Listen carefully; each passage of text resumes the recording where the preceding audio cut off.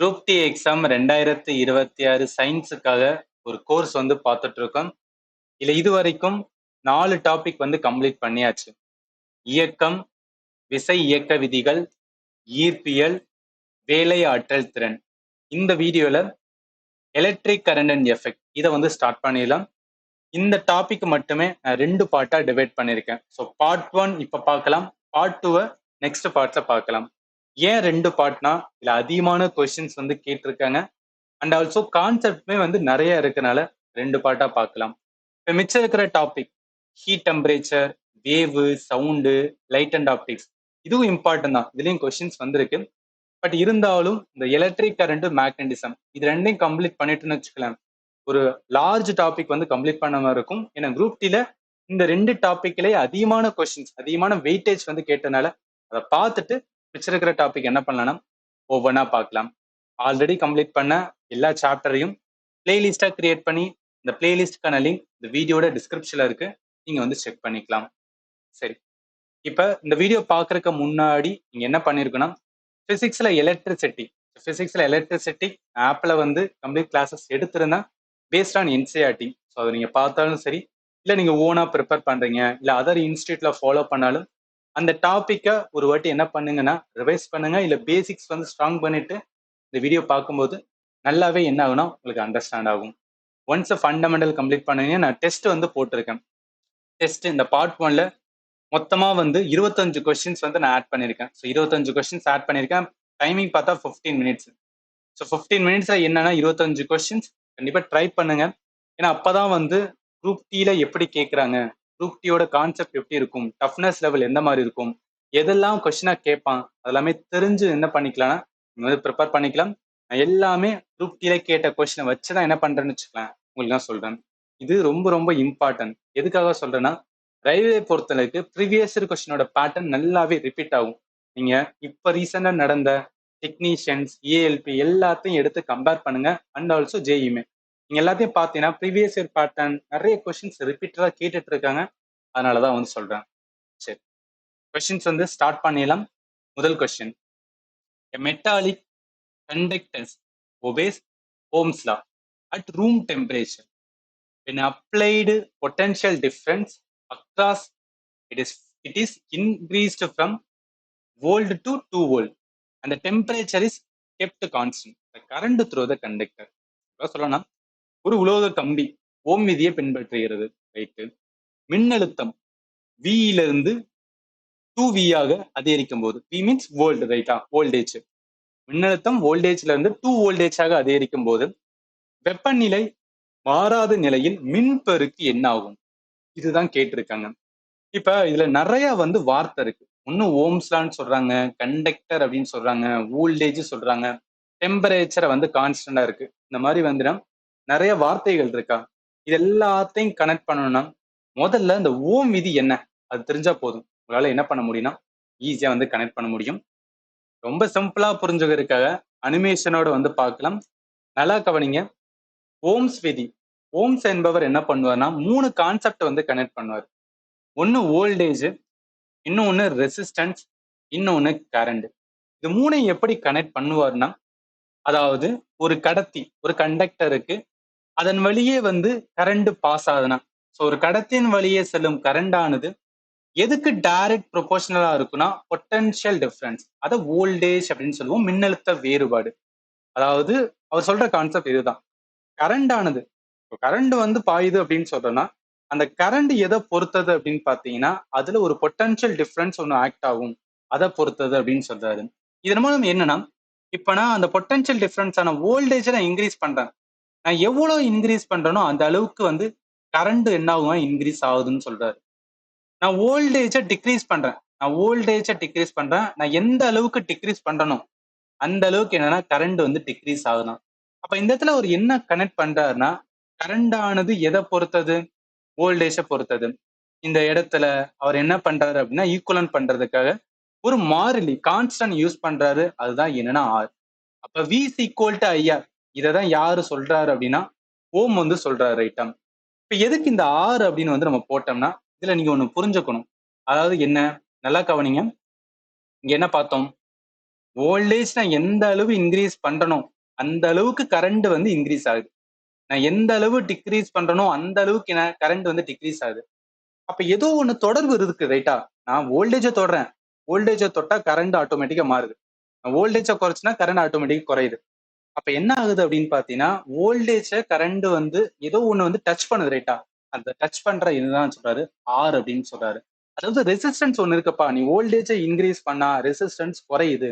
Voltage நீ degrees பண்ணா resistance increase ஆகுது அப்படின்னு சொல்லி என்ன பண்றாருன்னா, இந்த கான்செப்டை வந்து உள்ள கொண்டு வராரு. இதன் மூலம் வோல்டேஜ், ரெசிஸ்டன்ஸ், கரண்ட் மூணையும் கனெக்ட் பண்ணி என்ன பண்றாரு? ஒரு விதியை வந்து கொடுக்கிறாரு. அந்த விதியோட பேரு தான் வந்து ஓம்ஸ் லா. சரி. இப்ப இதுக்கும் நம்ம பாக்குறதுக்கு என்ன கான்செப்ட்னா, முதல்ல அந்த விதி உங்களுக்கு நல்லா கனெக்ட் ஆகணும். அது கனெக்ட் ஆனா மட்டும்தான் என்னன்னா, இதை வச்சுதான் எல்லா அப்ளிகேஷனுமே வந்து என்னன்னா நம்ம வந்து பார்க்க போறோம். நீங்க பார்க்கலாம். எலக்ட்ரிக் கரண்ட் ஃப்ளோயிங் த்ரூ த கண்டக்டர் டைரக்டா ப்ரொபோஷனல் இருக்கும். எதுக்குன்னா potential difference applied across it's end provided என்ன பிசிக்கல் கண்டிஷன், அதாவது டெம்பரேச்சர் வந்து சேஞ்ச் ஆகக்கூடாது. டெம்பரேச்சர் சேஞ்ச் ஆயிருச்சு அப்படின்னா நீங்க சொல்ற மாதிரி நான் சொன்ன பாத்தீங்களா, அதாவது வோல்டேஜ் வந்து இன்க்ரீஸ் பண்ணா கரண்ட் இன்க்ரீஸ் ஆகும்னு சொன்ன பாத்தீங்கன்னா அந்த கான்செப்ட் வராது. ஏன்னா டெம்பரேச்சர்னால என்னன்னா ஒரு கடத்தியும் வந்து மாறுபடும்னு சொல்லுவாங்க. இதை நீங்க வந்து புரிஞ்சுக்கணும். சரி, இது வந்து என்னன்னா ஓமோட விதி. நீங்க இது கூட பார்க்கலாம். இந்த இமேஜ் வந்து ரொம்ப ஃபேமஸான இமேஜ். அதாவது ரெசிஸ்டன்ஸ் என்ன பண்ணும்? தடை பண்ணும். கரண்ட் ஆன உள்ள போக பார்க்கும். அந்த கரண்ட் உள்ள போறதுக்கு கொடுக்குற ஒரு ஃபோர்ஸ் தான். ஸோ வோல்டேஜ் என்பது ஒரு ஜஸ்ட் ஒரு ஃபோர்ஸ் தான். அது என்ன பண்ணும் அப்படின்னா, இந்த படத்துல நண்பன் படத்துல வர மாதிரி வந்து ஸ்வேதா புஷ் அப்படின்னு சொல்ற மாதிரி வந்து இந்த இடத்துல வோல்டேஜ் என்ன பண்ணணும்னா கரண்ட்டை வந்து புஷ் பண்ணி விடும். கரண்ட்டை புஷ் பண்ண முடியாது, நான் தடுப்பானா அப்படின்னு சொல்லி நிக்கிற ஆளு தான் வந்து ஓமான ரெசிஸ்டன்ஸ் இருப்பாரு. இதுதான் இதுல இருக்கிற கான்செப்ட். இப்ப கேள்விக்கு வாங்க. அவங்க என்ன சொல்றாங்க? கரண்ட் வந்து என்னமாக மாறும் அதான் வந்து கேட்டிருக்காங்க. நம்ம என்ன பார்த்தோம்? V ஈக்குவல் டு IR அப்படின்னு பார்த்தோம் ரைட்டா? இதோட கான்செப்ட் என்னன்னா, நான் வோல்டேஜ் வந்து இன்க்ரீஸ் பண்ணேன் அப்படின்னு பார்த்தீங்கன்னா கரண்ட் என்ன ஆகும்னா இன்க்ரீஸ் ஆகும்னு பார்த்தோம். டிக்ரீஸ் ஆச்சுன்னா அது வந்து கரண்ட் வந்து டிக்ரீஸ் ஆகும். இந்த இடத்துல என்ன ஆகுது? வோல்டேஜ் வந்து என்ன நார்மல் வோல்ட்ல இருந்து 2 வோல்ட்டுக்கு வந்து இன்க்ரீஸ் பண்றாங்க. நல்லா கவனிங்க. வோல்டேஜ் இன்க்ரீஸ் ஆனா நான் எந்த அளவுக்கு வோல்டேஜ் இன்க்ரீஸ் பண்ணணும் அந்த அளவுக்கு என்ன ஆகும்? கரண்ட் வந்து இன்க்ரீஸ் ஆகும். அப்ப டபுள் ஆகும் ரைட்டா? கரண்டும் டபுள் ஆகும். ஏன் அப்படின்னா ரெசிஸ்டன்ஸ் வந்து கான்ஸ்டன்ட். அந்த கான்செப்ட் நான் சொன்னதை வச்சு. அதனால இந்த கொஸ்டினுக்கு ஆன்சர் என்ன வரும்னா ஏதா வரும். இப்ப அடுத்த கொஸ்டின்ஸ் பாக்குறதுக்கு முன்னாடி இந்த டாபிக் கொஞ்சம் வந்து கான்செப்ட் ஓரியன்டானது. ஏதாவது உங்களுக்கு டவுட் வரும்போது நீங்க டைரக்டா கேட்டாலும் உங்களுக்கு ப்ராப்பரா ஆன்சர் பண்ணுங்க. என்னோட ஃபோன் நம்பர் 7871385142. எக்ஸாம் ரிலேட்டடா இல்ல வந்து ஏதாவது சப்ஜெக்ட் ரிலேட்டடா உங்களுக்கு உண்மையிலேயே டவுட் இருந்துச்சுன்னா கேளுங்க, உங்களுக்கு ப்ராப்பரா ஆன்சர் பண்றேன்.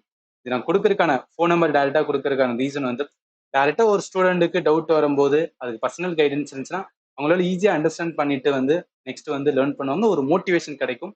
அதனாலதான். ஓகே, அடுத்து போலாம். இப்ப இந்த கொஸ்டின்ஸ் வந்து பாருங்களேன். If 0.2 ampere current flow through the wire and the potential difference across it 2 volt, what is the resistance of the wire? Just என்ன ஃபார்முலா ஓம்ஸ் விதிப்படி V equal to IR இருக்கு. அவன் கேட்டிருக்கிறது என்ன? ரெசிஸ்டன்ஸ் ஆர் தான் கேட்டிருக்கான். அப்ப V by ஐன்னு வச்சுக்கலாமா? ஸோ எவ்வளவு வோல்டேஜ்? 2 வோல்ட் அப்படின்னு கொடுத்துருக்காங்க. ஐ கரண்ட் எவ்வளவு? 0.2 ஆம்பியர் அப்படின்னு இருக்கு. இப்ப இந்த இடத்துல வந்து பாயிண்ட்ல இருக்கனால மேலே கீழே 10ஆல பண்ணல, அப்படியே அடிக்கலாம், பிரச்சனை இல்லை. இப்படி இருந்தாலும் சொல்றேன் 20ன்னு வரும், கீழே 2ன்னு வரும், அடிச்சா வந்து 10 என்ன ஓம் அப்படின்னு வரும். 10 ஓம் ஆப்ஷன் ஏல இருக்கு. குரூப் டில பொறுத்தளவுக்கு 2 விதமா கேட்பாங்க. தியரி பேஸ்டு கொஸ்டின் இருக்கும், ஃபார்முலா பேஸ்டு கொஸ்டின் இருக்கும். ரெண்டு வேமே என்ன பண்ணா நீங்க ப்ராப்பரா லேர்ன் பண்ணணும். அடுத்து பாருங்க. 1 volt the SI unit of potential difference is defined when. ஒரு வோல்ட் மின்னழுத்தம் எப்போது வரையறுக்கப்படுகிறது? பொட்டன்ஷியல் டிஃபரன்ஸ் நம்ம என்ன சொல்லுறோம்? மின்னழுத்தம் பார்த்தோமா? இதுல ஓம்ஸ் இதுல உங்களுக்கு ப்ராப்பரா சொன்னேன். மின்னழுத்தம்னா என்ன? ஜஸ்ட் ஒரு ஃபோர்ஸ் அப்படின்னு சொன்னேன். இப்ப அதுக்கான டெஃபனிஷன்ஸ் வந்து நல்லா புரிஞ்சுக்கணும்.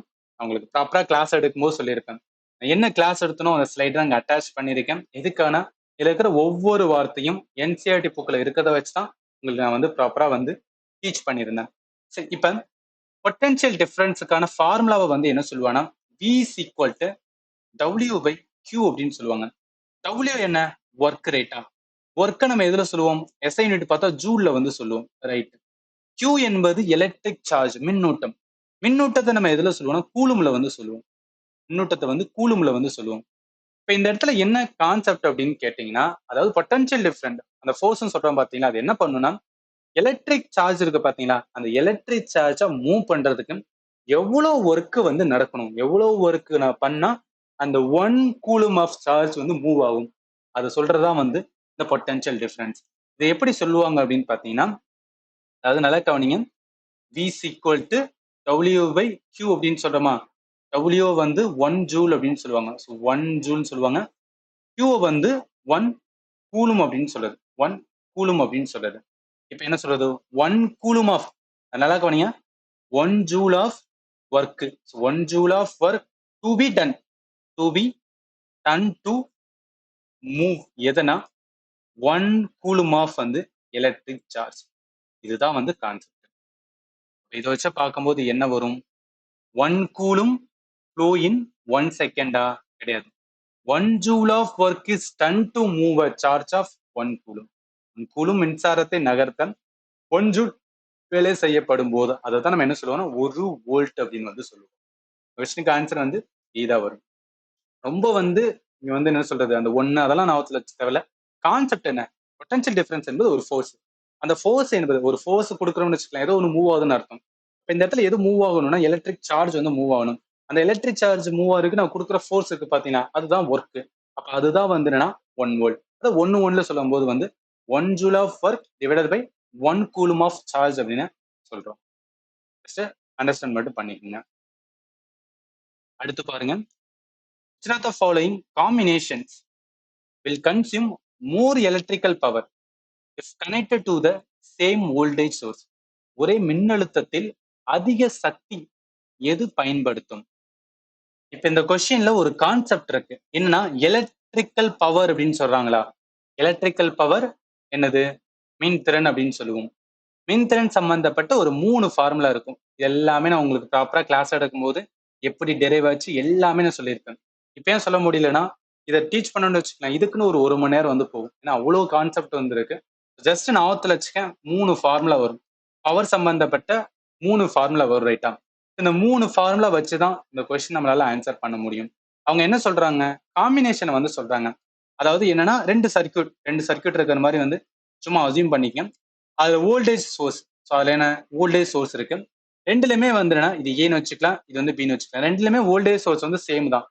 ஆனா அந்த இடத்துல என்னன்னா எதுல வந்து என்னன்னா அதிகமான எலக்ட்ரிக் பவர் வந்து கன்சியூம் ஆகும் கேட்கறாங்க. அதை எதை ஆட் பண்ண சொல்றாங்க அப்படின்னா ரெசிஸ்டன்ஸ். இப்ப ஹை ரெசிஸ்டன்ஸ் இருக்கிறதா இல்ல லோவர் ரெசிஸ்டன்ஸ் கேட்கறாங்க. ஸோ ரெசிஸ்டன்ஸுக்கான இதை இந்த மாதிரி தானே சொல்லுவோம், ரெசிஸ்டர், ரைட்டா? இப்ப ரெசிஸ்டர் பொறுத்தளவுக்கு நல்லா கவனியும், ஹையான ரெசிஸ்டன்ஸ் இருந்துச்சுன்னா, அதாவது ஹையான ரெசிஸ்டன்ஸ் இருந்துச்சுன்னா அந்த இடத்துல என்னன்னா பவர் வந்து என்னன்னா லோவரா தான் இருக்கும். ஹை ரெசிஸ்டன்ஸ் ஒரு சர்க்கியூட்ல இருக்கும்போது அதுல பவர் கன்சம்ஷன் வந்துன்னா ரொம்ப லோவா இருக்கும். லோவான ரெசிஸ்டன்ஸ் இருக்கும்போது அந்த இடத்துல பவர் கன்சம்ஷன்ஸ் வந்து அதிகமா இருக்கும். இதை உங்களுக்கு வந்து என்னன்னா ஜஸ்ட் சொல்றேன். பட் எப்படி ஆக்சுவலா நான் சொல்றேன் அப்படின்னா, அதுக்கு வந்து ஒரு ஃபார்முலா இருக்கு. என்ன ஃபார்முலா இருக்கு, இவங்க எதை கனெக்ட் பண்றாங்க, வோல்டேஜை கனெக்ட் பண்றாங்க, பவர் வந்து கனெக்ட் பண்றாங்க, ரெசிஸ்டன்ஸ் வந்து கனெக்ட் பண்றாங்க, ஆர். இது 3 சம்பந்தப்பட்ட எலக்ட்ரிக் பவர். எலக்ட்ரிக் பவர்ல எந்த ஃபார்முலா இருக்குன்னு பாருங்களேன். அதாவது வோல்டேஜ் இருக்கணும், ரெசிஸ்டன்ஸ் இருக்கணும், பவர் இருக்கணும். V is equal to V squared by R எடுக்கலாமா? V is equal to V squared by வந்து R அப்படின்னு எடுக்கலாம். இந்த இடத்துல என்ன பண்ணிக்கலாம், சேம் வோல்டேஜ் சோர்ஸ். அப்ப அந்த V squared என்ன ஆகும்னா கான்ஸ்டன்ட் வச்சுக்கலாம். V squared வந்து கான்ஸ்டன்ட் அப்படின்னு வச்சுக்கலாம். இப்படி வைக்கும் போது என்ன ஆகும், நல்லா கவனிங்க. அப்ப V is equal to என்ன வரும், 1 by R வருமா? 1 by R என்ன இன்டைரக்ட்லி ப்ரொபோர்ஷனலா இருக்கு, இன்வெர்ஸ்லி ப்ரொபோர்ஷனலா இருக்கு. இப்ப பவர் வந்து இன்க்ரீஸ் ஆகும்போது என்ன ஆகும் அப்படின்னு பார்த்தீங்கன்னு வச்சுக்கலாம், ரெசிஸ்டன்ஸ் வந்துன்னா டிக்ரீஸ் ஆகும்னு அர்த்தம். பவர் வந்து கம்மியாகும் போது என்ன ஆகும், ரெசிஸ்டன்ஸ் வந்து இன்க்ரீஸ் ஆகும். ஏன்னா இன்டைரக்ட்லி ப்ரொபோர்ஷனலா இருக்குது. அதுதான் நான் சொன்னேன். நான் உங்களுக்கு என்ன சொன்னேன், அதாவது ரெசிஸ்டன்ஸ் ஆனது, ஸோ ரெசிஸ்டன்ஸ் வந்து லோவரா இருக்கும் போதுதான் அந்த இடத்துல அந்த சர்க்கியூட்ல பவர் கன்சம்ஷன்ஸ் ஹையா இருக்கும். அது ரெசிஸ்டன்ஸ் அதிகமா இருந்துச்சுன்னா பவர் கன்சம்ஷன்ஸ் வந்து கம்மியா இருக்கும். இவன் நீங்க லாஜிக்கலா புரிஞ்சுக்கலாம். அதாவது ரெசிஸ்டன்ஸ் வந்து அதிகமா இருந்துச்சுன்னு வச்சுக்கலாம், அந்த இடத்துல என்ன அப்படின்னு பாத்தீங்கன்னா வச்சுக்கலாம், நிறைய வேஸ்ட் போயிடும். பவர் கன்சியூம் ஆகுறது வந்து அதிகமா கன்சியூம் பண்ண முடியாது. ஹீட் லாஸ் தான் வந்து என்னன்னா அதிகமா போகும். அதனால என்ன ஆகும், அவன் கேட்கறது எதுல அதிகமான மோர் எலக்ட்ரிக் பவர் வந்து கன்சியூம் ஆகும்னா எங்க வந்து லோவர் ரெசிஸ்டன்ஸ் இருக்கோ அந்த சர்க்யூட்ல தான் ஆகும் ரைட்டா. கொஸ்டினுக்கு ஆன்சர் வந்து இதா வரும். அடுத்து போலாம். அடுத்து ஒரு basic question. Which of the following statement correctly describe the direction of the conventional electric current? அதாவது எலக்ட்ரிக் கரண்ட் ஆனது திசையை வந்து கேட்டிருக்காங்க. என்ன ஆகும்? பாசிட்டிவ் டு நெகட்டிவ் தான் என்ன ஆகும் அப்படின்னு பார்த்தீங்கன்னு வச்சுக்கலாம். இது மின்சாரம் வந்துன்னா பாயக்கூடிய டைரக்ஷன் ரைட்டா. இது என்ன அப்படின்னு பார்த்தா எலக்ட்ரோஸ்டாட்டிக்னு சொல்லிட்டு ஒரு டாபிக் இருக்கும். எலக்ட்ரிக் சார்ஜை பத்தி லேர்ன் பண்ணிருப்போம், மின்னூட்டத்தை பத்தி. மின்னூட்டம் அப்படின்னு சொன்னாவே என்ன, ரெண்டு சார்ஜ் இருக்கும் ரைட்டா. லைக் சார்ஜ் ஒன்று சொல்லுவாங்க, இன்னொன்னு ஆப்போசிட் சார்ஜ் அப்படின்னு சொல்லுவாங்க. Sorry, positive and negative charge சொல்லுவாங்க. லைக் சார்ஜ்னா பாசிட்டிவ் பாசிட்டிவ் அப்படின்னு சொல்றது, இல்லை நெகட்டிவ் நெகட்டிவ்னு சொல்றது. ஆப்போசிட் சொல்லும்போது பாசிட்டிவ் நெகட்டிவ். எப்போதும் வந்து ஒரு இடத்துல வந்து மின்னூட்டம் அப்படின்னு சொல்றேன்னு வச்சுக்கலாம், அதுல பாசிட்டிவ் இருக்கும் நெகட்டிவ் இருக்கும். பாசிட்டிவ்ல இருந்து நெகட்டிவ் நோக்கி என்ன ஆகும் அப்படின்னு பார்த்தீங்கன்னா மின்னூட்டமானது பாயக்கூடியதா இருக்கும். அதனால அதோட டைரக்ஷன் வந்து பாசிட்டிவ் டு நெகட்டிவ் தான். அடுத்த கேள்வி. இன் schematic electric circuit diagram, how is the voltmeter typically represented when connected to measure potential difference? மின்சார சுற்றில் வோல்ட்மீட்டர் எவ்வாறு வந்து குறிக்கப்படுகிறது? அதாவது சிம்பிள் வந்து எந்த மாதிரி இருக்கும் அப்படின்னு கேட்கிறேன். ரொம்ப இதா சொல்ல போனா அதான். நல்லா கவனிங்க. கொஞ்சம் சில இதை மட்டும், அதாவது எலக்ட்ரிக் சம்பந்தப்பட்ட சில டிவைஸோட வந்து சிம்பிள் மட்டும் நம்ம என்ன பண்ணிடணும், மனப்பாடம் பண்ணி ஆகணும். நான் கேட்கறது வேர்ல்டு மீட்டர். வேர்ல்டு மீட்டர் என்ன, சர்க்கிளா இருக்கு, சர்க்கிளை சுத்தி நடுவில் என்ன இருக்குன்னா வி அப்படின்னு வந்து போட்டு வச்சிருக்கோம். அப்ப சர்க்கிள் வித் வி தான் வரும் ரைட்டா. கொஸ்டின் ஆன்சர் வந்து வி தான் வரும்.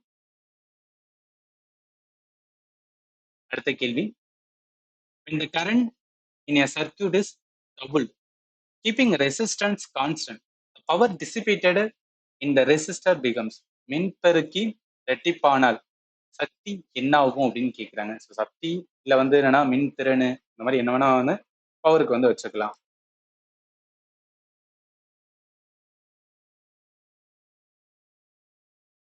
இப்போ இதுல என்ன பண்ணணும், பவர் அப்படின்னு வந்துட்டாவே நம்மளுக்கு பவர் சம்பந்தப்பட்ட 3 ஃபார்முலா அது உங்க மைண்டுக்கு வந்துடணும். இதுல எதை கனெக்ட் பண்ணிருக்காங்கன்னு பாருங்களேன்.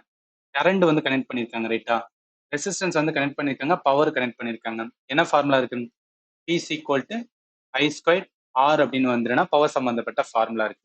இதுல அவங்க என்ன சொல்றாங்கன்னா எதை வந்து டபுள் பண்றாங்க, கரண்ட் வந்து டபுள் பண்றாங்க. ஸோ கரண்ட் வந்து என்ன 2I அப்படின்னு வந்து மாத்துறாங்க. P = I இருக்கா, அதுல 2I ஹோல் ஸ்கொயர்ட் அப்படின்னு போடுவேன், இன்ட் ஆர். ஆர் வந்து கான்ஸ்டன்ட், அப்ப அப்படியே வந்து அப்படியே எடுத்துக்கலாம். இப்போ என்ன ஆகும், 4 வரும், I² வரும், ஆர் வரும். இப்போ ஆல்ரெடி வந்து என்னன்னா இந்த I² ஆர் ஆல்ரெடி எடுத்த வந்து இந்த பவருக்கான வந்து ஃபார்முலா தானே இருக்கு. நான் டைரக்டா என்ன பண்ணுவேன்னா இது டேஷ் அப்படின்னு வச்சுக்கேன், V' = 4 வரும். அதாவது ஆல்ரெடி இருந்த பவரோட இப்ப கம்பேர் பண்ணும்போதுன்னா 4 மடங்கு அதிகமா இருக்கும். அப்ப என்ன ஆகும்னா 4 டைம்ஸ். கொஸ்டினுக்கு ஆன்சர் வந்து சீதா வரும். அடுத்த கேள்வி பாருங்க. which one of the following is not correct? முதல் ஸ்டேட்மெண்ட் பாருங்களேன். in an electrical circuit the voltmeter is connected in series with the component. அடுத்து the bulb close only in a closed circuit. மூடிய சுற்றில் மட்டுமே விளக்கு எரியும். இது லாஜிக்கா தெரியும்ல, ஒரு சர்க்கியூட் க்ளோஸா இருந்தா மட்டும்தான் அதுல என்ன ஆகும் அப்படின்னு பார்த்தீங்கன்னு வச்சுக்கோங்களேன், விளக்கு வந்து அதாவது லைட் வந்து என்ன ஆகும் அப்படின்னா அந்த பல்ப் வந்து என்னன்னா க்ளோ ஆக முடியும். இது கரெக்டா தான் இருக்கு. சுவிட்ச் is open no current flow. ஆமா, சுவிட்ச் திறந்திருந்தா வந்து மின்சாரம் பாயாது. ஸோ அதனால இதுவும் கரெக்டா தான் இருக்கு. Current flow through the current flow from positive to negative terminal. Yes, இதுவும் வந்து இதுக்கு முன்னாடி பார்த்தோம், கரெக்டா தான் இருக்கு. இப்போ எது தப்புனா இந்த ஃபர்ஸ்ட் இருக்கு பாத்தீங்களா, இந்த ஸ்டேட்மெண்ட் தப்பு. வோல்ட் மீட்டர் நல்லா ஞாபகத்துல வச்சுங்க. வோல்ட் மீட்டர் எப்போதுமே ஒரு சர்க்கியூட்ல பேரலா தான் வந்து கனெக்ட் பண்ண சொல்லுவாங்க. அதுக்கான ரீசனுமே நான் வந்து சொல்றேன். அதாவது வோல்ட் மீட்டர் ஒரு சர்க்கியூட் இருக்குன்னு வச்சுக்கலாம், இந்த சர்க்கியூட்ல இந்த இடத்துல என்ன பண்ண மாட்டாங்கன்னா வோல்ட் மீட்டர் வந்து கனெக்ட் பண்ண மாட்டாங்க. ஏன் கனெக்ட் பண்ண மாட்டாங்க, ஏன் இந்த இடத்துல இங்க கனெக்ட் பண்ணிருக்காங்க, அம்மீட்டர் வந்து டைரக்டா வந்து கனெக்ட் பண்ணிருக்காங்க. அம்மீட்டர் எப்போதும் வந்து சீரீஸ்ல வந்து கனெக்ட் பண்ணுவாங்க, வோல்ட் மீட்டர் வந்து பேரல்ல வந்து கனெக்ட் பண்ணுவாங்க. அதுக்கு ரீசனே இங்க கொடுத்துருக்கேன். வோல்ட் மீட்டர் எப்போதுமே ஹை ரெசிஸ்டன்ஸ் வந்து கொண்டிருக்கும், அம்மீட்டர் வந்து லோவான resistance.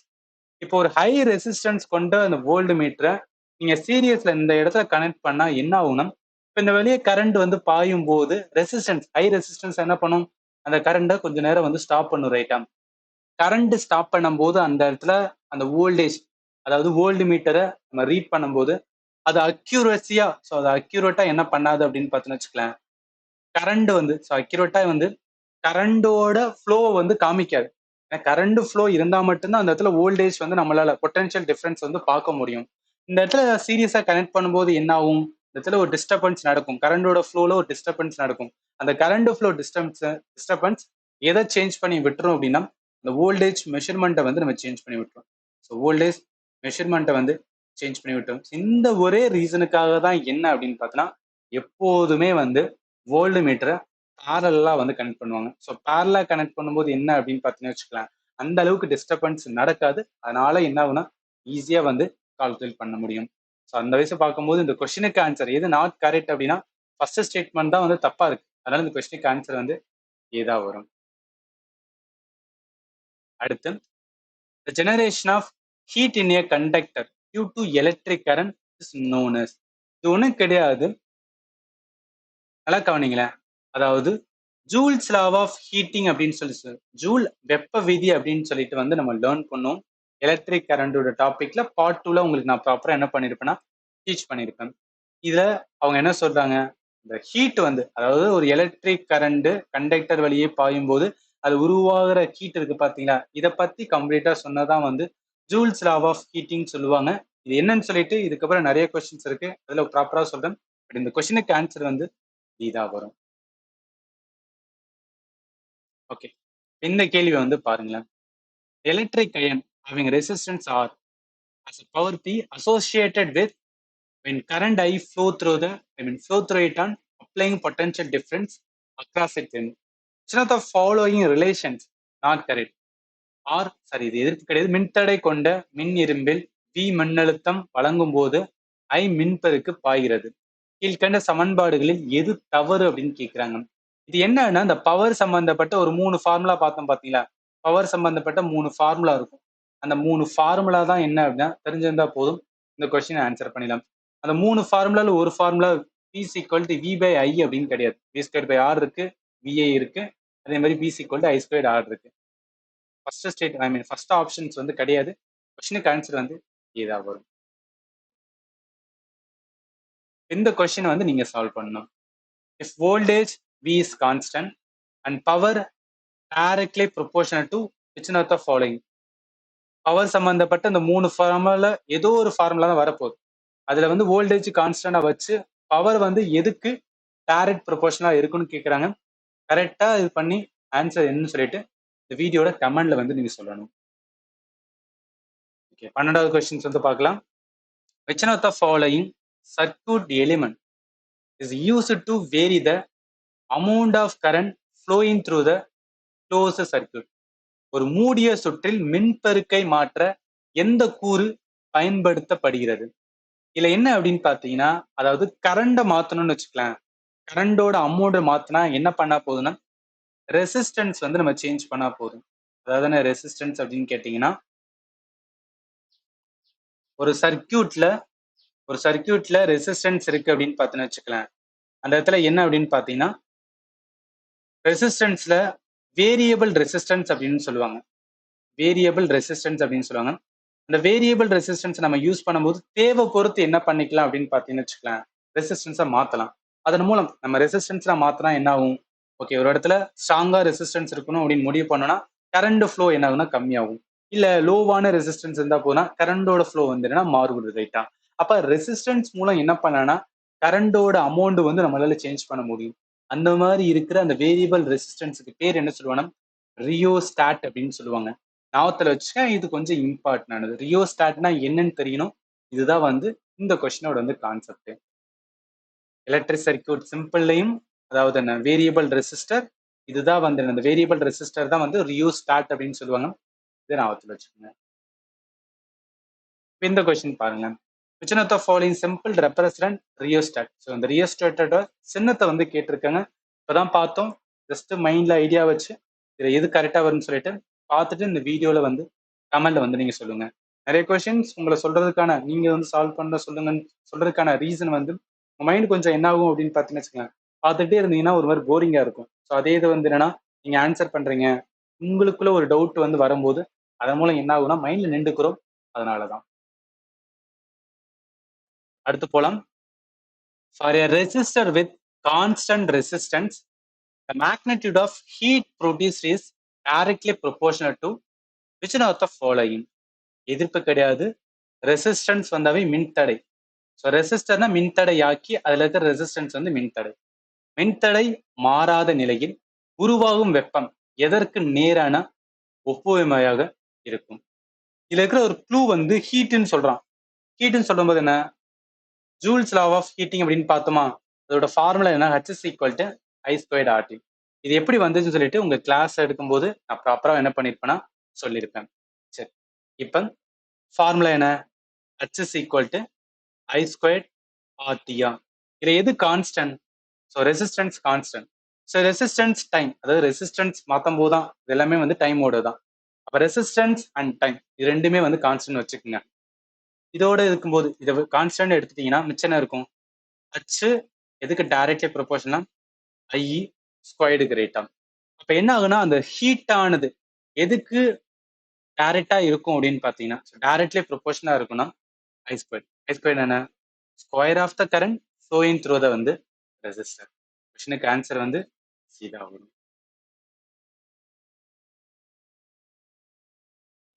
If a current of 4 ampere flow through the resistor of 50 ohm for 8 minutes, the heat produced is 4 ampere மின்பருக்கு 50 ஓம் எதிர்ப்பியில், எதிர்ப்பு அப்படின்னு வச்சுக்கலாம், இல்ல மின்தடை அப்படின்னு கூட வச்சுக்கலாம். மின்தடையில் 8 நிமிடங்கள் பாய்ந்தால் உருவாகும் வெப்பம் என்ன அப்படின்னு கேட்டிருக்காங்க. இப்ப இதுல என்ன கேள்வி கேட்கறது, ஹீட் தான் கேட்டிருக்காங்க. ஹீட்னு வரும்போது ஃபார்முலா என்ன, H is equal to I² RT தான். அதுல கரண்ட் எவ்வளவு சொல்றான், I வந்து கொடுத்துட்டான், R வந்து கொடுத்துட்டான், டைம் வந்து 8 மினிட்ஸ். எப்போதும் ஜூல்ஸ் லா ஆஃப் ஹீட்டிங்ல டைம் வந்து மினிட்ஸ்ல இருந்துச்சுன்னா, ஸோ 8 மினிட் இருக்கா, அதுல எப்போதும்னா செகண்ட்ஸ் வந்து மாத்திருங்க. 8 மினிட் 8 × 60ன்னு போகும். 8 × 60 போட்டோன்னா 480 வரும். 480 செகண்ட். அப்படியே அப்ளை பண்ண வேண்டியதுதான். 4 ஸ்கொயர்டு அப்படின்னு வரும். R வந்து 50 இருக்கு, டைம் வந்து 480. 4 ஸ்கொயர் பார்த்தீங்கன்னா 16. ஸோ 16 × 50 வரும். 16 5. ஸோ 16 5 என்ன வரும்னா 16 5 80, ஒரு 0 இருக்கும். இங்கிட்ட வந்து 480 அப்படின்னு இருக்கு. இப்போ 48 × 8 போட்டோன்னா 384 அப்படின்னு வரும். அடுத்து 3 0 இருக்கு, ரைட்டா. இப்போ என்ன பண்ணிக்கிறேன், இந்த 3 0க்கு மட்டும் 384, 3 0 வந்து கிலோன்னு சொல்லுவாமா, ஏன்னா கிலோ என்பது என்னன்னா 1000. அப்ப கிலோ ஜூல். ஏன்னா ஹீட்டை வந்து எதுல சொல்லுவோம்னா ஜூல்ல வந்து சொல்லுவாங்க. 384 கிலோ ஜூல். ஆப்ஷன் வந்து சில இருக்கு. அடுத்த கேள்வி, which of the following correctly describe how potential difference between 2 points is calculated? இரு புள்ளிகளுக்கு இடையிலான மின்னழுத்தம் எவ்வாறு கணக்கிடப்படுகிறது அப்படின்னு கேட்குறாங்க. ஜஸ்ட் நம்ம ஃபார்முலா பார்த்தோம், ரைட்டா. என்ன formula, V is equal to W/Qன்னு பார்த்தோம்ல, அந்த ஃபார்முலா தான். W/Q எங்க இருக்குன்னா ஆப்ஷன் வந்து சில இருக்கு.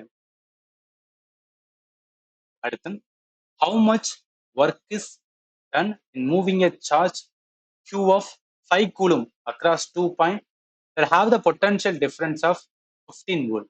ஃபார்முலா என்ன, வோல்டேஜ் ஈக்குவல் டு W/Q அப்படின்னு சொல்லுவோம். நம்மளுக்கு என்ன கேட்டிருக்காங்க அப்படின்னா W தான் கேட்டிருக்காங்க. ஸோ W தான் கேட்டிருக்காங்க, V × Qன்னு வச்சுக்கோம். Potential difference 15 volt. எவ்வளோ கூலும், 5 கூலும். 15 × 5 போட்டோம்னா 75ன்னு வரும், ரைட்டா. ஸோ 75 ஒர்க்கு அதே இதில் தான் சொல்லுவோம், ஜூல்லேன்னு சொல்லுவோம். அப்போ எவ்வளோ வரும் அப்படின்னா 75 ஜூல். ஆப்ஷன் டில இருக்கு. அடுத்த கேள்வி, if a wire has a resistance R and current I pass through it, power அப்படின்னு கேட்குறாங்க. ஆக்சுவலி பவர் சம்பந்தப்பட்ட ஃபார்முலா இருக்கு.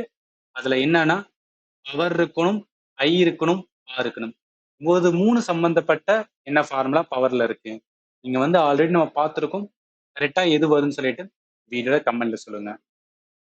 அடுத்து, a resistor of 4 ohm produces 64 joule of heat every second. What is the potential difference across it? இந்த கொஸ்டின்ல பார்த்தோன்னே ஹீட்னு கேட்டிருக்காங்க. அப்ப ஹீட்டுக்கான formula H is equal to I² RT. இந்த ஃபார்முலாவை எடுத்தீங்கன்னா இந்த இடத்துல போட முடியாது. ஓகே, H இருக்கு, R இருக்கு, ஆனா டைமும் இருக்கு, செகண்ட் சொல்றாங்க. I கிடையாதுல. இன்னொன்னு கேட்கறது பொட்டன்ஷியல் டிஃபரன்ஸ், வோல்டேஜ் கேட்டிருக்கான். அப்ப என்ன பண்ணணும் அப்படின்னு பார்த்தீங்கன்னா, பவருக்கான ஃபார்முலா இருக்கு பாத்தீங்களா? பவர் சம்பந்தப்பட்டிருக்குது. பவர் இருக்கணும், ரெசிஸ்டன்ஸ் இருக்கணும். அதே மாதிரி வந்து என்ன அப்படின்னா, வோல்டேஜ் இருக்கணும். அந்த மாதிரி என்ன ஃபார்முலா இருக்கு அப்படின்னு பார்த்தீங்கன்னு வச்சுக்கலாம். Power is equal to V squared by R இருக்குல்ல, இந்த ஃபார்முலாவை அப்ளை பண்ணலாம். பவர் அதாவது 64 ஜூல் ஆஃப் ஹீட் சொல்றாங்க. அந்த ஹீட் வந்து ரிலீஸ் ஆகுது என்ன? ஒரு பவர் தானே, ஒரு எனர்ஜினால தான் வந்து ரிலீஸ் ஆகுது. அப்ப 64 வந்து பவர் நம்ம எதுல ஜூல்ல தான் சொல்லுவோம்.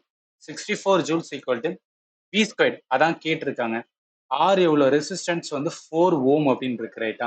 இப்போ என்ன பண்ணுவோம்னா வி ஸ்கொயர்ட் இருக்கட்டும், இங்கிட்ட 64 இன்ட்டு 4 அப்படின்னு போடுவோம்.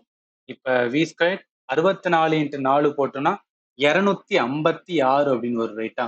256 ஸ்கொயர் ரூட் எடுத்தோம்னா 16ன்னு வரும். அப்போ இந்த கொஸ்டினுக்கு answer V is equal to 16 volt எங்க இருக்குன்னா ஆப்ஷன் பில இருக்கு. அடுத்து which one of the following is the characteristic property of a material? பின்வருவனவற்றில் எது ஒரு பொருளின் தனி சிறப்பு பண்பு அப்படின்னு வந்து கேட்டிருக்காங்க. ஆல்வேஸ் ரிமெம்பர் பண்ணுங்க, கரண்ட், வோல்டேஜ், ரெசிஸ்டன்ஸ் இதெல்லாமே என்ன அப்படின்னு பார்த்தீங்கன்னு வச்சுக்கலாம், பண்பு கிடையாது. அது வந்து ஒரு செயல். கரண்ட் ஃப்ளோ ஆகுது, வோல்டேஜ் இருக்கு, ரெசிஸ்டன்ஸ் இது எல்லாமே என்ன அப்படின்னா மெட்டீரியல் வச்சு வந்து சொல்ல மாட்டோம். ஆனா அந்த ரெசிஸ்டிவிட்டி இருக்கு பாத்தீங்களா, மின்தடை திறன் இருக்கு பாத்தீங்களா, இது எதை பொறுத்தது அப்படின்னா மெட்டீரியலை பொறுத்தது. உங்களுக்கு கன்ஃபியூஷனா இருக்குன்னா ரெசிஸ்டன்ஸுக்கும் ரெசிஸ்டிவிட்டிக்கும் டிஃபரன்ஸை வச்சு ஒரு கொஸ்டின்ஸ் வச்சிருக்கேன். அதை பார்க்கும்போது உங்களுக்கு வந்து கிளாரிட்டி கிடைக்கும். ஒரு மெட்டீரியலோட ப்ராப்பர்ட்டியை எதை சொல்லுவாங்கன்னா ரெசிஸ்டிவிட்டியை தான் சொல்லுவாங்க. கொஸ்டினுக்கு ஆன்சர் வந்து டி தான் வரும். 21 பாருங்க. வாட் இஸ் த மேஜரான disadvantage of connecting an electric bulb and electric heater in a series based on their required operating current? மின் விளக்கு மற்றும் ஹீட்டரும் தொடர் இணைப்பில் இணைத்தால் ஏற்படும் முக்கிய குறைபாடு என்ன அப்படின்னு கேட்கிறாங்க. இப்ப எலக்ட்ரிக் பல்ப் இருக்கு ரைட்டா? ஸோ எலக்ட்ரிக் பல்ப் வந்து என்ன பண்றாங்க அப்படின்னு பாத்தீங்கன்னா சீரியஸ்ல கனெக்ட் பண்ணி அதோடைய ஹீட்டரை வந்து கனெக்ட் பண்ணா என்ன பிரச்சனை வரும் அப்படின்னு கேட்கிறாங்க. ஹீட்டர் என்ன பண்ணும்? Heater Joule's law of heating. அப்ப ஹீட் அதிகமா வரணும் ரைட்டா?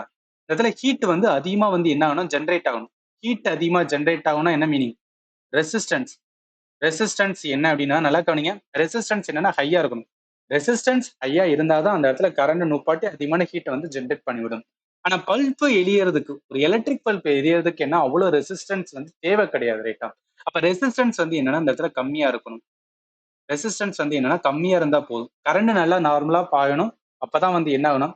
எலக்ட்ரிக் பல்ப் வந்து என்னன்னா எரியக்கூடியதா இருக்கும். இதுல என்ன பிரச்சனைனா இதுக்கு ஹை ரெசிஸ்டன்ஸ் தேவை, இதுக்கு லோவான ரெசிஸ்டன்ஸ் தேவை. சீரியஸ்ல இருக்கும்போது கரண்ட் வந்து சேமா இருக்கும். நல்லா கவனிங்க. இது ரெசிஸ்டர் இன் சீரியஸ் அண்ட் வந்து பேரலல்னு சொல்லிட்டு வந்து உங்களுக்கு நான் டீச் பண்ணியிருப்பேன். அதுல சீரியஸ் சர்க்கியூட்ல கரண்ட் பார்த்தா எல்லா சைடுமே சேமா இருக்கும். அப்போ ஒரு சீரியஸ்ல கரண்ட் எல்லா இடத்துலயும் சேமா இருக்கும்போது ரெசிஸ்டன்ஸ், அதாவது பல்ப் இருக்கு பாத்தீங்களா, அந்த பல்புக்குள்ள இருக்கிற ரெசிஸ்டன்ஸும் இந்த எலக்ட்ரிக் ஹீட்டர் கிட்ட இருக்கிற ரெசிஸ்டன்ஸ் என்னன்னா ஈக்குவலண்டா இருக்காது ரைட்டா? கரண்ட் சேமா வரும், ஆனா ரெசிஸ்டன்ஸ் நம்மளால ஈக்குவலண்டா வைக்க முடியாது. அதுதான் மேஜர் ப்ராப்ளமே. அப்ப என்ன சொல்லலாம்? they need a current of widely different value to operate வந்து ப்ராப்பர்லி. எதுக்கு ஹை ரெசிஸ்டன்ஸ் தேவையோ அதுக்கு வேற மாதிரி வந்து கரண்ட் வந்து அப்ளை பண்ணணும். அதே இது எந்த இடத்துல ரெசிஸ்டன்ஸ் கம்மியா தேவையோ அங்க கரண்டோடது வந்து வேற மாதிரி அப்ளை பண்ணணும். அதனால இந்த கொஸ்டினுக்கு ஆன்சர் வந்து சி தான் வரும். அடுத்து when the same current flow through the two wire of equivalent but different resistance, the wire with higher resistance will, ஒரே நீளமுள்ள இரண்டு கம்பிகளில் ஒரே மின்தருக்கு பாய்ந்தால் அதிக எதிர்ப்பு, அதிக எதிர்ப்பு இல்ல மின்தடை ரைட்டா? அதிக எதிர்ப்பு இல்ல மின்தடை கொண்ட கம்பி வந்து எது அப்படின்னு வந்து கேட்டிருக்காங்க. அதாவது எதுல வந்து என்ன ஆகும் அப்படின்னு பாத்தீங்கன்னா வச்சுக்கலாம், ஹீட் வந்து எதுல அதிகமா ப்ரொடியூஸ் ஆகும் அப்படின்னு கேட்டிருக்காங்க. நம்ம லாஜிக்ல ஆன்சர் பண்ணி பாருங்களேன். அதாவது ரெண்டு கரண்ட் சேம் தான், கரண்ட் சேம் தான், ஈக்குவலன்ட்னு சொல்லிட்டாங்க. ரெசிஸ்டன்ஸ் மட்டும் வேறுன்னு சொன்னாங்க. எந்த இடத்துல ரெசிஸ்டன்ஸ் வந்து ஹையா இருக்கும், ரெசிஸ்டன்ஸ் வந்து எந்த இடத்துல எந்த சர்க்கியூட்ல ஹையா இருக்கோ அங்கதான் அதிகமான ஹீட் என்ன ஆகும் அப்படின்னு பாத்தீங்கன்னா வச்சுக்கலாம், ஜென்ரேட் ஆகும் ரைட்டா? அப்ப என்ன தெரிஞ்சுக்கணும்? சேமான ஹீட் வந்து ப்ரொடியூஸ் ஆகாது. Produce no heat, heat produce ஆகும். Produces more heat. அதாவது என்ன அவன் கேட்கறது, எந்த wire different resistance. the wire with a higher resistance will produce more heat தான் வந்து ப்ரொடியூஸ் பண்ணும். அடுத்த கொஸ்டின் போலாம். the heat produced in a conductor due to the flow of current does not depends on.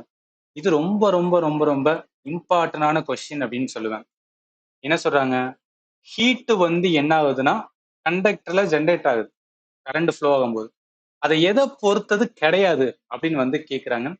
இதுல என்னன்னா நம்மளுக்கான formula இருக்கு. அதாவது ஜூல்ஸ் லா ஆஃப் ஹீட்டிங்ல நம்ம என்ன சொல்லுவோம்னா ஃபார்முலா என்ன, H is equal to I squared RT இருக்கு பாத்தீங்களா. அதாவது இந்த ஹீட் ஆனது எதை பொறுத்தது அப்படின்னா டைரக்ட் ப்ரொபோர்ஷனலா இருக்கும்.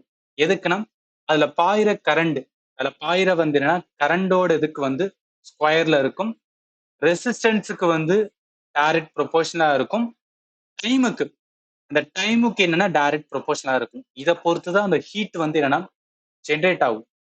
Duration of the current flow, yes timing பார்த்தோமா, அமௌண்ட் ஆஃப் கரண்ட் எவ்வளவு கரண்ட் பாயிருது அதை பொறுத்து என்னன்னா ஹீட் வந்து என்னென்ன வச்சுக்கலாம் டிபெண்ட் பண்ணி தான். கம்மியான கரண்ட் வந்துச்சுன்னா கம்மியான ஹீட் தான் வந்து ஜென்ரேட் ஆகும். Resistance for the given current, resistance மின்தடை இருக்கணும், மின்தடை இருந்தால் ஹீட் ஜென்ரேட் ஆகும். ஸோ அப்ப எது வராதுன்னா கரண்டோட டைரக்ஷன் வந்து என்னன்னா இதுக்கு அதுக்கு சம்பந்தம் கிடையாது. டைரக்ஷன் ஆஃப் த கரண்ட் வந்து ஹீட் ப்ரொடியூஸ் ஆகுறது கண்டக்டருக்கு வந்து சம்பந்தம் கிடையாது. கொஸ்டினுக்கு ஆன்சர் வந்து சீதா வரும். அடுத்து, the two resistors are connected in series, then which one of the following is correct regarding the equivalent resistance of the circuit? நல்லா கவனிங்க. ரெசிஸ்டரை வந்து சீரியஸ்ல கனெக்ட் பண்ணும்போது, ரெசிஸ்டரை வந்து சீரியஸ்ல வந்து கனெக்ட் பண்ணா என்ன ஆகும் அப்படின்னு பார்த்தீங்கன்னு வச்சுக்கலாம். நம்மளுக்கு டோட்டல் ரெசிஸ்டன்ஸ் வேணா, இப்போ R1 R2 R3 மூணுமே சீரியஸ்ல கனெக்ட் பண்ணியிருக்காங்க. இப்படி கனெக்ட் பண்ணும்போது இதுல டோட்டலா எவ்வளவா ரெசிஸ்டன்ஸ்பா இருக்கும் அப்படின்னு கண்டுபிடிக்கணும்னா மூணையும் டைரக்டா கூட்டினா மட்டும் போதும். இப்ப ஈக்குவலன்ட் ரெசிஸ்டன்ஸுக்கும் அந்த சிங்கிள் ரெசிஸ்டன்ஸுக்கும் பார்க்கும்போது என்ன ஆகும், இப்ப R1 R2 R3 இதுல வந்து என்ன வச்சுக்கலாம், ஒன்னுன்னு வச்சுக்கலாம், இது ரெண்டுன்னு வச்சுக்கலாம், இது மூணுன்னு வச்சுக்கலாம். இப்ப இந்த மூணையும் கூட்டும் போது என்ன ஆர் வருமா. ஸோ ஆர் ஓம் ரெசிஸ்டன்ஸ் வந்து டோட்டல் ரெசிஸ்டன்ஸ். ஆனா இங்கு சிங்கிளா பார்க்கும்போது இதுக்கு ஒன்னு, இதுக்கு ரெண்டு, இதுக்கு மூணு தான். அப்போ ஓவரால் பார்க்கும்போது அந்த நார்மலா தனியா பார்க்கறத விட என்ன இருக்கும், எப்போதும் ஹையா தான் இருக்கும். ஏன்னா மூணை கூட்டா தானே போறோம். மூணு இல்ல நாலு, எத்தனை ரெசிஸ்டன்ஸ் இருக்கோ அதுக்கு ஏத்தாப்புல கூட்டிக்கணும். அவன் கேட்கிற கேள்வி வந்து ரெண்டு ரெசிஸ்டர் வந்து சீரியஸ்ல இருக்கான். அப்படி இருக்கும்போது அந்த ஈக்குவலன்ட் ரெசிஸ்டன்ஸ் எதுக்கு கரெக்டா வரும்னு கேட்காங்க. It will remain the same. அந்த டூ ரெசிஸ்டர் தனியா இருக்கும் பாத்தீங்களா, அதுக்கும் அந்த மொத்தமா வர வந்துன்னா ஈக்குவலன்ட் ரெசிஸ்டன்ஸ் சமமா இருக்குமான்னு கேட்கறாங்க. அப்படி இருக்காது. It will increase first then will decrease, அதுவும் கிடையாது. இட் வில் டிக்ரீஸ் கிடையவே கிடையாது. It will increase. R1 plus R2 ரெண்டையும் கூட்டும் போதுதான் ஆறு டோட்டல் வந்து கிடைக்கும். அதனால டெஃபினட்டா என்ன, இந்த டோட்டல் ரெசிஸ்டன்ஸ் வந்து கண்டிப்பா என்ன ஆகும், சிங்கிள் ரெசிஸ்டன்ஸ் விட தனியா இருக்கிற போது விட என்ன ஆகும்னா டோட்டலோட இதுல வந்து இன்க்ரீஸ் ஆகும். அதனால இந்த கொஸ்டினுக்கு ஆன்சர் டி தான் வரும். அடுத்த question, which of the following statement about resistivity is correct? இதுவும் இம்பார்ட்டன்ட். இதுல கான்செப்ட் இருக்கு, அவங்களுக்கு வந்து கரெக்டா சொல்றேன். மின்தடை திறன் அப்படின்னு சொல்றது, அதாவது ரெசிஸ்டன்ஸ்க்கும் ரெசிஸ்டிவிட்டிக்கும் நல்ல டிஃபரன்ஸ் வந்து நம்ம புரிஞ்சுக்கணும். ரெசிஸ்டன்ஸ் ஒரு செயல், ஒரு பண்பு அப்படின்னு கூட வந்து சொல்லலாம். ரெசிஸ்டிவிட்டி என்பது வந்து பொருளை பொறுத்து, பொருள் பொறுத்து. அதாவது ரெசிஸ்டன்ஸ் என்பது ஒரு செயல், என்ன பண்ணுவோம், தடை பண்ணும், ரைட்டா. ரெசிஸ்டிவிட்டி என்பது ஒரு பொருள்ல எப்படி அது தடை பண்ணுது, அதுதான் வந்து ரெசிஸ்டிவிட்டி. அப்போ ஒவ்வொரு பொருளுக்கும் ஒவ்வொரு மாதிரி தடை பண்ணலாம். இப்ப காப்பர் வயர்லாம் இருக்குன்னு வச்சுக்கலாம். காப்பர் வயர்ல என்ன அப்படின்னு பார்த்தீங்கன்னு வச்சுக்கலாம், அவ்வளவா வந்து மின்தடை இருக்காது. ஏன்னா காப்பர் வயர் எல்லாம் யூஸ் பண்றதுக்கு ரீசனே வந்துன்னா கரண்ட் வந்து எந்த ஒரு தடை இல்லாம போறதுக்காக, ரைட்டா. அதே இது வந்து என்ன பண்ணிக்கலாம், இப்ப ஏதாவது ஒரு மரக்கட்டை எடுக்கிறோம்னு வச்சுக்கலாம். ஸோ மரக்கட்டையில எல்லாம் வந்து கரண்ட் பாஸ் பண்ணா பாஸ் ஆகுமா, பாஸ் ஆகாதுல. அப்ப என்னன்னா ரெசிஸ்டிவிட்டியானது பொருளை பொறுத்து மாறுபடும். ரெசிஸ்டன்ஸ் என்பது வந்து ஒரு பண்பு, ஒரு செயல், ரைட்டா. Opposition offered by the conductor to the current. இதுல ப்ராப்பர்ட்டி ஆஃப் த மெட்டீரியல், அந்த மெட்டீரியல் எந்த மாதிரி இருக்கோ அது என்ன பண்ணும் அப்படின்னா கரண்டை வந்து ரெசிஸ்ட் பண்றது. இந்த ரெசிஸ்டன்ஸ் எதை பொறுத்தலாம் வரும்னா லென்த், ஏரியா, மெட்டீரியல், டெம்பரேச்சர் பொறுத்து. இது nature of the material and temperature பொறுத்து. அந்த மெட்டீரியலோட நேச்சர் எப்படி இருக்கு, அதோட டெம்பரேச்சர் என்ன இருக்கு, அதை பொறுத்தா வந்து ரெசிஸ்டிவிட்டி ஒன்லியான்னு சொல்லுவாங்க, மறந்துடாதீங்க. இதுக்கான ஃபார்முலா இருக்கு, இதுக்கான ரெண்டும் ஒரே ஃபார்முலா தான். இந்த கேபிட்டல் ஆர், இந்த ரூ அப்படின்னு சொல்லுவாங்க. இது ஓம், இது ஓம் மீட்டர். அதுக்கானது பார்க்கலாம், சிம்பிள் ஆறு, இது வந்து ரோ அப்படின்னு வந்து சொல்றது. அதே மாதிரி வேற இம்பார்ட்டன்ட் பார்த்தோன்னு வச்சுக்கலாம். Example long wire higher resistance இருக்கும், காப்பர் வந்து லோவான வந்து ரெசிஸ்டிவிட்டி. அதாவது ரெசிஸ்டிவிட்டின்னு சொல்லும் போது மெட்டீரியல் வச்சு நீங்க பார்க்கணும். ரெசிஸ்டன்ஸ் செயல், அந்த செயல் அப்படின்னு பார்க்கும்போது எதெல்லாம் கன்சிடர் பண்ணுவாங்கன்னா, அதுல இருக்கிற லென்த் என்ன, அது ஏரியா என்ன, அந்த மெட்டீரியல் என்ன, அந்த டெம்பரேச்சர் என்ன, இது எல்லாத்தையும் பார்த்துதான் அது ரெசிஸ்டர், அந்த அது ரெசிஸ்டன்ஸ்ல இருக்கா இல்ல ரெசிஸ்டன்ஸ் இல்லையான்னு சொல்லுவாங்க. ரெசிஸ்டிவிட்டி என்பது வந்து அந்த பொருளை பார்க்கறது. எதுக்காக இந்த டிஃபரன்ஸ் பண்றாங்கன்னா, ஒரு பொருள் மின்சாரத்தை கடத்துமா கடத்தாதான்னு எதை வச்சு சொல்லுவாங்கன்னா, ரெசிஸ்டிவிட்டி வச்சுதான் வந்து சொல்லுவாங்க. அப்ப இதை வச்சு பார்க்கும்போது அவன் என்ன கேட்டிருக்கான், ரெசிஸ்டிவிட்டியில எது கரெக்ட் அப்படின்னு கேட்டிருக்கான். ரைட்டா, ரெசிஸ்டிவிட்டியில நம்ம பார்த்தோம், ரெசிஸ்டிவிட்டிக்கான formula rho's equal to RA by L இருக்குல்ல. நல்லா கவனிங்க, ரெசிஸ்டிவிட்டி மின்தடை என்ன, rho's equal to RA by L அப்படின்னு சொல்லுவாங்க. ரெசிஸ்டிவிட்டி நீங்க பார்க்கலாம். இது கம்ப்ளீட்டா வந்து என்ன அப்படின்னா, எதை டிபெண்ட் பண்ணி தான், அந்த சப்ஸ்டன்ஸ் தான் வந்து டிபெண்ட் பண்ணி டெம்பரேச்சர் வந்து சேஞ்ச் ஆனாலும் என்ன ஆகும்னா வேரி ஆகும். இதை வச்சு தான் நம்ம என்ன சொல்லுவோம்னு வச்சுக்கலாம், எது வந்து என்னன்னா இன்சுலேட்டர் அப்படின்னு தனியா பிரிக்கிறது, எது கண்டக்டர், இந்த கண்டக்டர், இன்சுலேட்டர், செமி கண்டக்டர் எல்லாம் பிரிக்கிறாங்க பாத்தீங்களா, அதை எதை வச்சு பிரிப்பாங்கன்னா அந்த பொருள் ரெசிஸ்டிவ் வச்சு தான் வந்து பிரிப்பாங்க.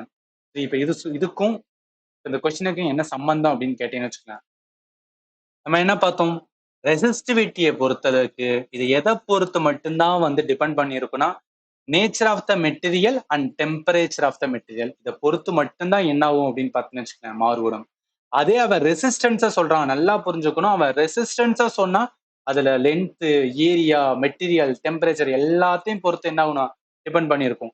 ஆனா ரெசிஸ்டிவிட்டி ஆனது அந்த மெட்டீரியலோட நேச்சர் என்ன, அது எப்படி டெம்பரேச்சர் இருக்கு, அதை பொறுத்தா என்ன ஆகும் மாறுபடும். அதனால இந்த கொஸ்டினுக்கு ஆன்சர் வந்து சி தான் வரும்.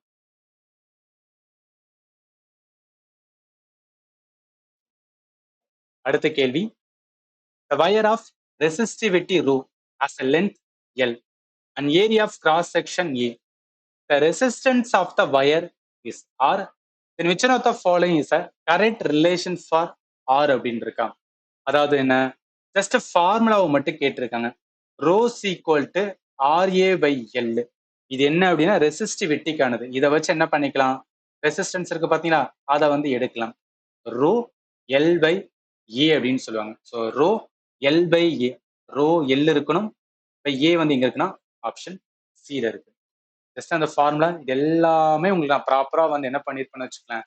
ரெசிஸ்டன்ஸ் ஆனது, ஸோ ஒரு கண்டக்டர்ல ரெசிஸ்டன்ஸ் ஆனது எதை பொறுத்துலாம் டிபெண்ட் பண்ணியிருக்கும், அதை பேஸா வச்சு தான் ஃபார்முலா டெரைவ் பண்ணியிருப்போம். அதை எப்படி டெரைவ் பண்ணணும்னு சொல்லிட்டு கம்ப்ளீட்டா என்ன பண்ணிருப்பேன்னா உங்களுக்கு நான் வந்து எக்ஸ்பிளைன் பண்ணிருப்பேன். இந்த கொஸ்டினுக்கு ஆன்சர் வந்து சி தான் வரும். அடுத்து வாங்க, அடுத்த question, a wire of length L, area A, resistivity rho as the resistance R. What will be the new resistance if the area is tripled?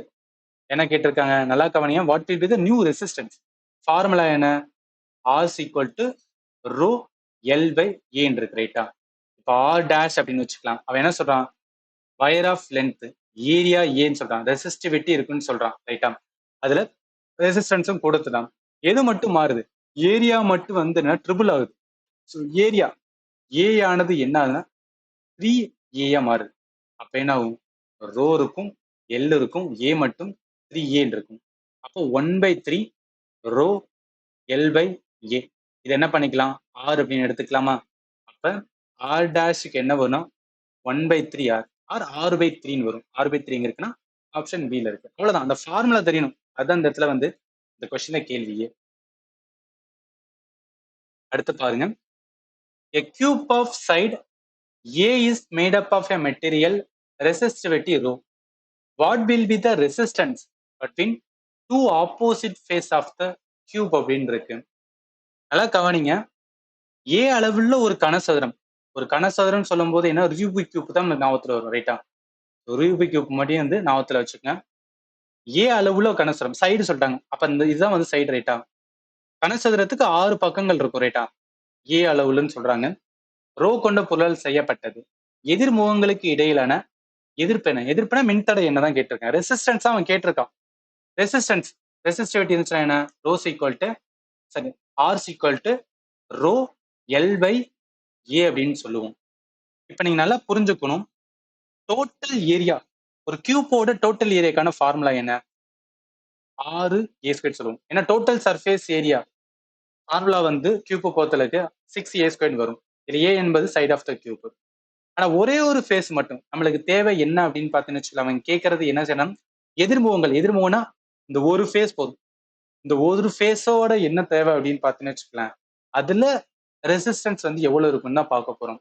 அப்ப லென்த் இந்த இடத்துல நல்லா கவனிங்க. லென்த்துக்கு என்னன்னா அவன் ஏ அளவுன்னு சொல்லிட்டான். அப்ப ஏன்னு எடுத்துக்கிறேன். ஏரியா பொறுத்தளவுக்கு ஒரு சைடோட வந்து ஏரியா மட்டும் போதும். ஒரு சைடோட ஏரியா கண்டுபிடிக்கிற இது வந்து ஏ ஸ்கொயர்ட் அப்படின்னு சொல்றது. அப்ப நான் என்ன சைடை வந்து ஸ்கொயர் பண்ணுவேன். இப்ப ஏ ஸ்கொயர்ட் அப்படின்னு போறேன். Rho is equal R is equal to rho இருக்கட்டும். எல்லுக்கு பதிலாக ஏ போடுவேன். ஏக்கு பதிலாக வந்து ஏ ஸ்கொயர்ட் போடுவேன். அப்ப ஏயும் ஸ்கொயர்டும் போயிடும். அப்ப ஆர் சீக்வல் டு என்ன வருது, ரோ பை ஏன்னு வருது. R is equal to rho by A option எங்க இருக்குன்னா ஆப்ஷன் டில இருக்கு. இது கொஞ்சம் வந்து ட்ரிக்கியா இருக்கும். பட் என்ன பண்ணிருக்கேன், அந்த கியூபோட இந்த டோட்டல் சர்ஃபேஸ் ஏரியா அதுல ஒரு சைடோட வந்து ஏரியா கண்டுபிடிக்கிறதுக்கு அந்த கான்செப்ட் தெரிஞ்சா போதும். இதை வந்து ஆன்சர் பண்ணிடலாம். For a given material, the resistance per unit length is inversely proportional to which one of the following? நல்லா கவனிங்க. ரெசிஸ்டன்ஸுக்கான ஃபார்முலா இருக்கா, R equal to rho L by A அப்படின்னு பார்த்தோம்.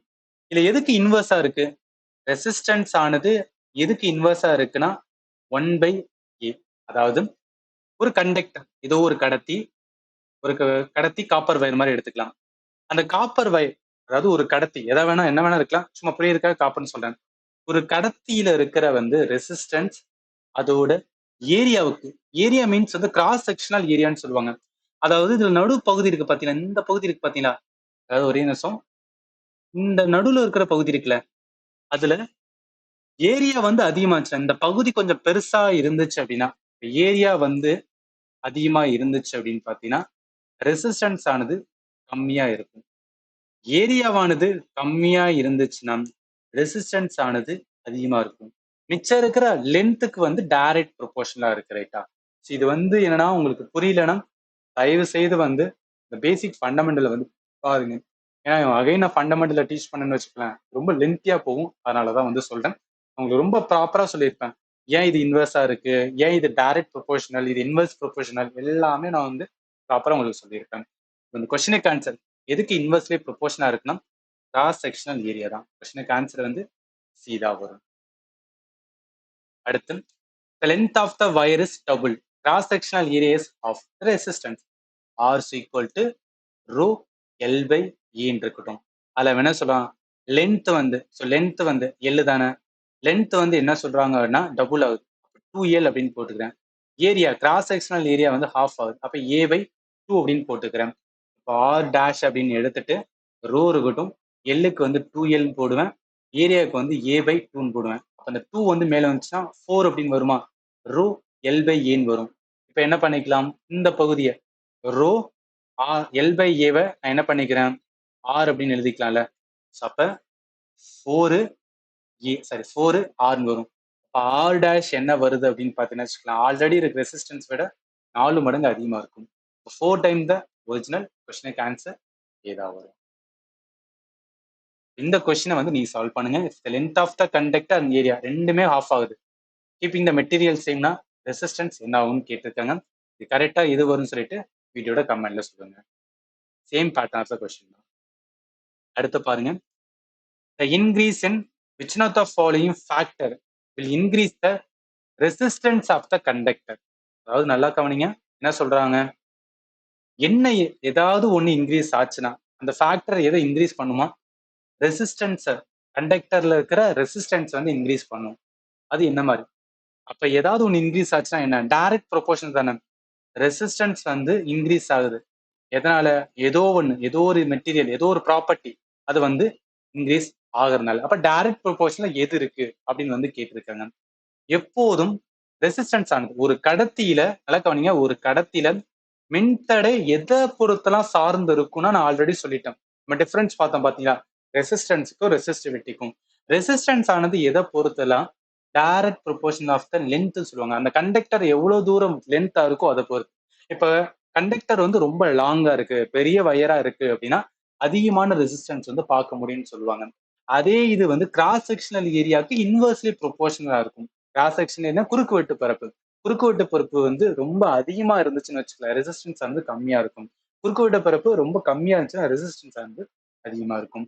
அதே மாதிரி வந்து இங்க பார்த்தது சொன்னதுதான். And also nature of the material பொறுத்து என்ன ஆகும்னா ரெசிஸ்டன்ஸ் வந்து வரும். ஆனா ரெசிஸ்டிவிட்டி ஆனது only nature of the material மட்டும்தான் வந்து இருக்கிறது. இதை வச்சு வாங்கலாம். இதை நீங்க பார்க்கலாம். இல்ல உங்களுக்கு ஃபார்முலா ஞாபகத்துல இருந்தா கூட போதும். ஆர் ஈக்குவல் டு என்ன வரும்? R once equal to rho பார்த்தோம். So R equal to rho L by A அப்படின்னு பார்த்தோமா? இது இங்க எதுக்கு வந்து டைரக்ட் ப்ரொபோர்ஷனா லென் வரும். அதாவது length of the conductor. Yes, conductor length increase ஆச்சுன்னா ரெசிஸ்டன்ஸ் வந்து இன்க்ரீஸ் ஆகும். ஏரியா ஆஃப் த கிராஸ் செக்ஷனுக்கு இன்வெர்ஸ்லி ப்ரொபோர்ஷனல். அதனால என்னன்னா இன்க்ரீஸ் ஆகாது. Temperature of the conductor. ஆமா, அதுவும் உண்மைதான். ஆக்சுவலி மெட்டீரியலோட வந்து நேச்சர் பார்க்கும்போது அதுல எது அட்டாச்சா வரும்னா அதோட டெம்பரேச்சருமே வந்து அட்டாச்சா வருதுதான். ஸோ அதனால என்னன்னா ரெண்டு இது வந்து கரெக்டா இருக்கு. ஃபர்ஸ்ட் ரெண்டு இது கரெக்டா இருக்கு, மூணாவது வந்து கரெக்டா இருக்காது. அதனால இந்த கொஸ்டினுக்கு ஆன்சர் வந்து ஆப்ஷன் ஏ தான் வரும். ஸோ இது எல்லாமே நான் உங்களுக்கு ப்ராப்பரா சொல்லியிருப்பேன். அதாவது ஏன் வந்து லென்த்துக்கும் ரெசிஸ்டன்ஸுக்கும் என்ன கனெக்ஷன், அதே மாதிரி கிராஸ் செக்ஷனல் ஏரியாவுக்கும் ரெசிஸ்டன்ஸுக்கு வந்து என்ன கனெக்ஷன், இது ரெண்டையும் கனெக்ட் பண்ணி தான் அந்த ஃபார்முலாவே டெரைவ் ஆயிருக்கும். இந்த ஃபார்முலா டெரைவ் ஆயிருக்கும். அதை வச்சு தான் ரெசிஸ்டிவிட்டியும் வந்து நம்ம கண்டுபிடிச்சிருக்கோம். எல்லாமே ஒரு கோர்வையா வந்து நம்ம லேர்ன் பண்ணியிருக்கோம். ஜஸ்ட் வந்து ஞாபகத்துல வச்சுக்கோங்க. அடுத்து பாருங்க. The commercial unit of electrical energy is kilowatt hour. Which one of the following is a correct value of 1 kilowatt hour? என்ன கிடையாது, மின்சார ஆற்றலோட வணிக அளவு வந்து கிலோவாட், மணிக்கு கிலோவாட் அப்படின்னு சொல்லுது. அந்த 1 கிலோவாட் ஹவருக்கு பார்த்தீங்கன்னா அதோட சரியான மதிப்பை வந்து கேட்டிருக்காங்க. இது அப்படியே ஸ்கூல் புக்கில் இருக்காதான், நான் கிளாஸ் எடுக்கும்போது உங்களுக்கு நான் ப்ராப்பரா சொன்னதுதான். 1 கிலோவாட் ஹவர் நம்மளுக்கு என்ன பண்ணணும்னா மாத்த தெரியணும், ஜூல்ஸ்ல வந்து மாத்த தெரியணும். கிலோக்கு என்ன 1000 சொல்லுவோம், 1000 வாட் அப்படின்னு சொல்லுவோம். அந்த வாட் ஹவர் இருக்கு பாத்தீங்கன்னா, அந்த ஹவரை வந்து எதுல சொல்லுவாங்கன்னா செகண்ட்ஸ்ல மாத்தும் போது 60 இன்ட்டு 60, 1000 இன்ட்டு 60 இன்ட்டு 60 போடும் போது 1000 வாட்டு. ஹவரை வந்து நான் 60 இன்ட்டு 60 3600 செகண்ட் வரும். 1000 இன்ட்டு 3500 அது எல்லாத்தையும் போடும்போது 10 பவர் 5 வரும். ஒரு சனம் முன்ன வச்சு 10 பவர் 6 வரும். அப்ப 3.6 இன்ட்டு 10 பவர் 6 ஜூல்ஸா என்ன 1 கிலோவாட் ஹவருக்கு ஈக்குவல் ஆனது. 3.6 இன்ட்டு 10 பவர் 6 ஜூல்ஸ். சொன்னதுதான் ப்ராப்பரா வந்து வந்திருக்கு.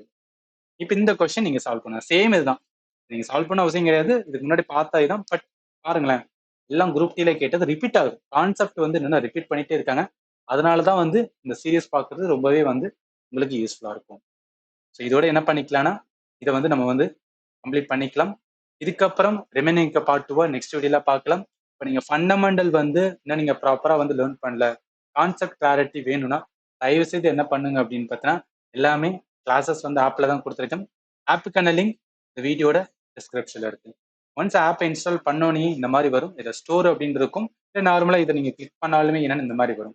All in one GS and வந்து மேத் கோர்ஸ் இருக்கும். 400 ரூபா காமிக்கும். நீங்க பே பண்ணும்போது 440 ரூபா பே பண்ணுவீங்க. அது ஏன் 40 ரூபா கூட வருதுன்னா இந்த ஆப்பை மேனேஜ் பண்ற கம்பெனி கிளவுட் ஸ்டோரேஜ் சொல்லி ஆட் பண்ணுவாங்க, பிளஸ் ஜிஎஸ்டியும் ஆட் ஆகும். அதனாலதான் 440 ரூபா.